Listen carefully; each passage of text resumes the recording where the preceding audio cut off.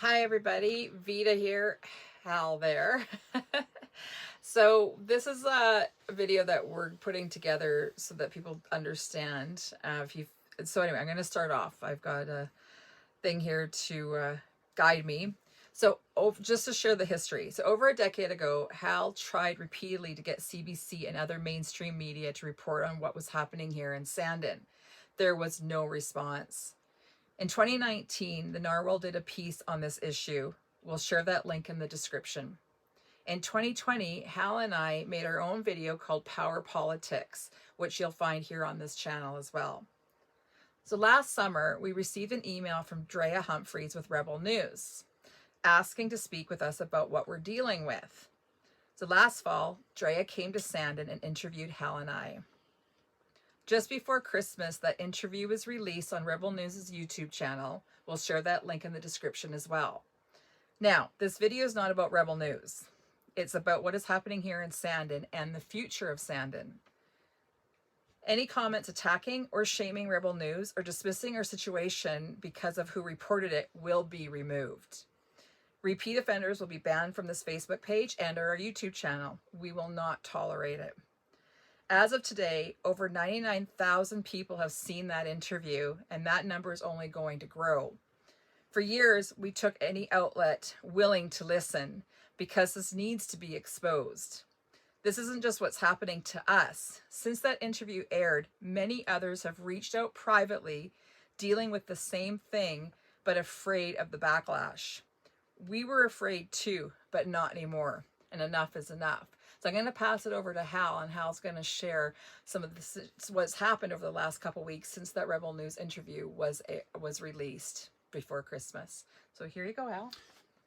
Thanks for being a willing audience, and I just wanted to emphasize the fact that Rebel News was principled and strong enough to touch something that government-funded media isn't willing to even consider, and so I really am thankful to them, and I hope you are also. In the days that have followed the release of the Rebel News article, we have been swamped with communications coming in via emails and also by phone from people who sympathize or want to know more, and of course a handful of crackpots as well. But I did get a very, very good email from a person who is very involved in the electrical supply sector in BC. And I went back to him and asked if I could share it. And he is extremely concerned about reprisals. And I don't blame him. Dealing with monopolistic government is a very difficult thing to sustain, and I absolutely assured him that I would not share his identity. I guess I've shared that he's a male. That's about all I'm gonna do. But it's worthy of reading because it's something that we should all be concerned about, and I think rather than it just be shared privately with me, it needs to go out to everyone in BC who cares about electricity and the monopolization of that product in our future and the future of local power generation as well. So I'm going to start and just I'm going to read the email to you, and certainly if there's questions around this, I'm willing to do my best to answer, but I will not share the identity of the author. That is sacred. So here goes.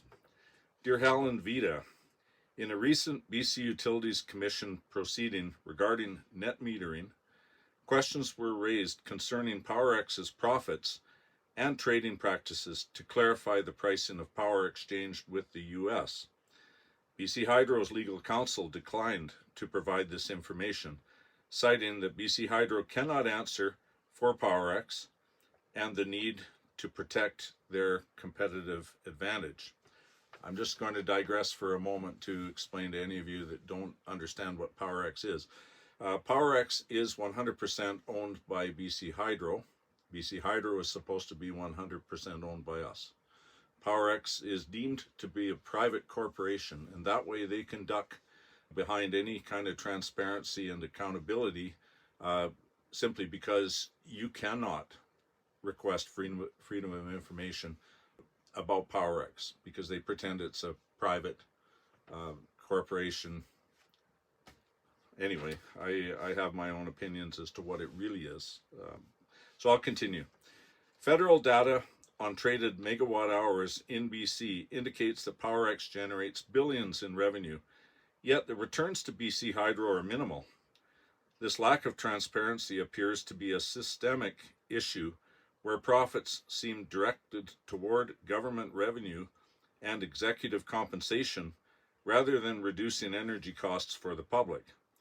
Notably, executive compensation for these roles exceeds $1.2 million annually, as detailed in the 2024-25 disclosure, and it contains information about how you would find that on websites.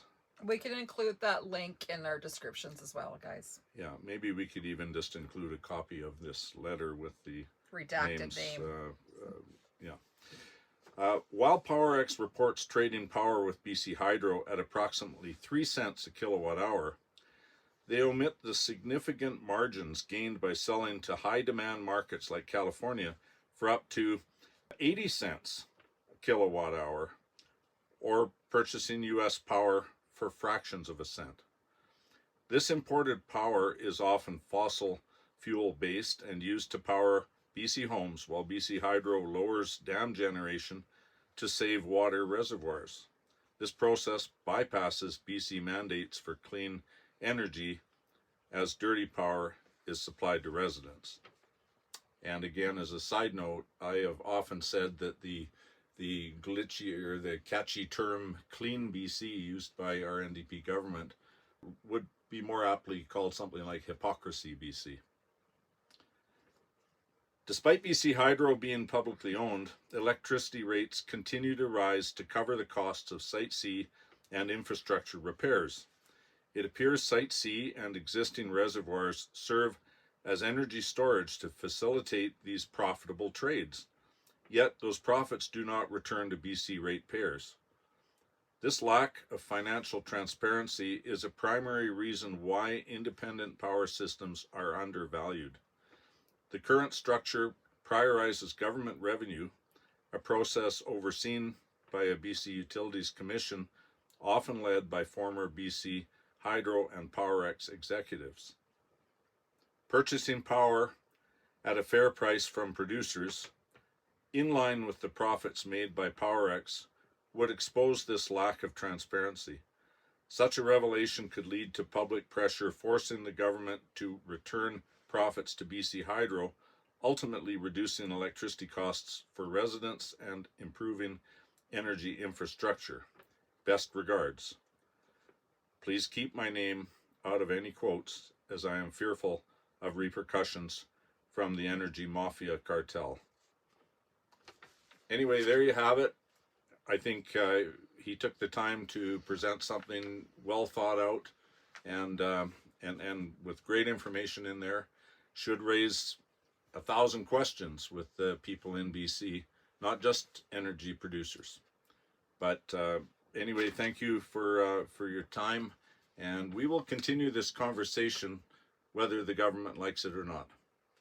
Thank you, Hal, for taking that time to read that. And thank you, guys. We really encourage you, if you haven't seen the Rebel News interview, please do, so you'll understand the context to what led to this email as well. And if you have any questions, please ask them. We'll do our best to answer them. Well, I won't. Hal will. And so help us out here.